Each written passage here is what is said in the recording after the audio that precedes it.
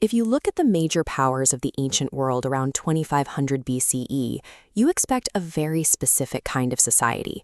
You expect god-kings demanding obedience, workers hauling massive stones to build pyramids, and armies violently conquering their neighbors. This map shows the territorial footprint of the Indus Valley Civilization. Stretching across modern-day Pakistan, India, and Afghanistan, it covered 1 million square kilometers, an area larger than ancient Egypt and Mesopotamia combined. Yet, across this massive stretch of land, you will not find a single royal palace. There are no towering stone statues built to glorify a ruler, and no mass graves or hidden caches of weapons. Instead of directing their labor toward monuments of war, they focused on civic infrastructure. They laid out tightly organized, grid-patterned streets and installed private flush toilets centuries before Rome was founded.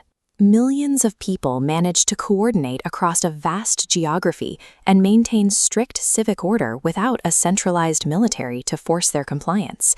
We have no record of how they chose their leaders, or if they had leaders at all.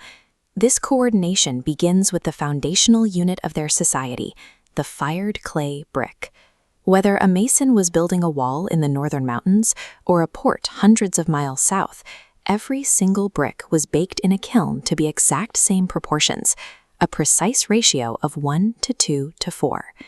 Because the building materials were uniform, the cities could be mathematically planned. They laid down streets aligned to a true north-south and east-west grid, mapping out settlements with absolute geometric precision before the first house was even built.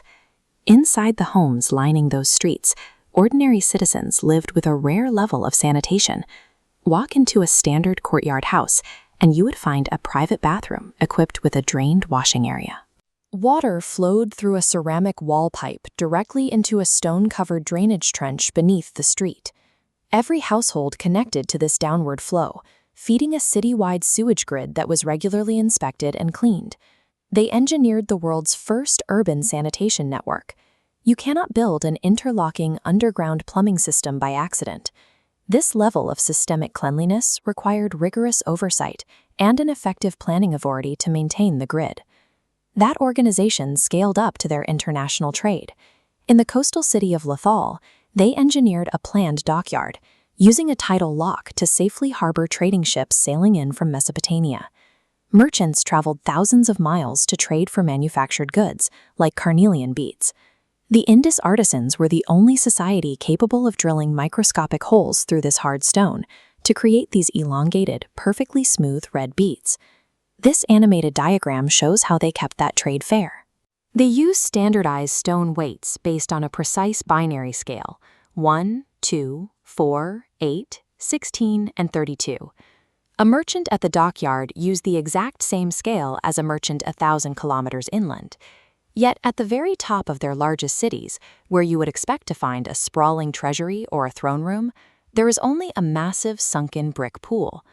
The highest point in the city centers surrounds the Great Bath, which was lined with layers of natural bitumen to hold water for ritual purification. The people who bathed here and built the sewers documented their daily lives using a highly specific script made up of roughly 400 unique symbols. While linguists eventually decoded Egyptian hieroglyphics and Mesopotamian cuneiform, the Indus script and the meaning behind these symbols remain unbroken. They labeled their crates, stamped their seals, and wrote on their tools, but because we cannot read a single word they left behind, their records offer no context. Their leadership, their religion, and even their actual name stay locked within the stone. The system functioned for centuries, until the climate shifted. Across the ancient world, monsoons weakened, the rivers dropped, and the reliable water supply retreated into cracked earth.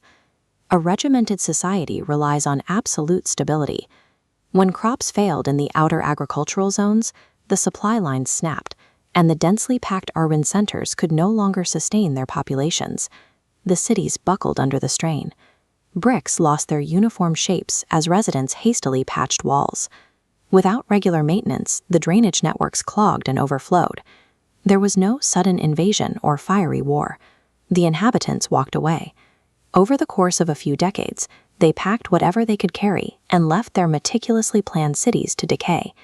Families migrated eastward into the Gangetic Plains.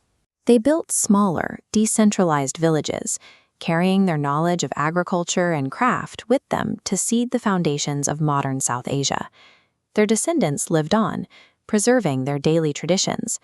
But without the great urban centers to anchor them, their language and the true name of their empire vanished beneath the dirt.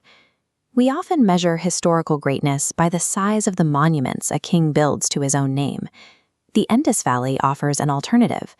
They engineered a society that quietly succeeded for 700 years, relying on sanitation and cooperation instead of violence.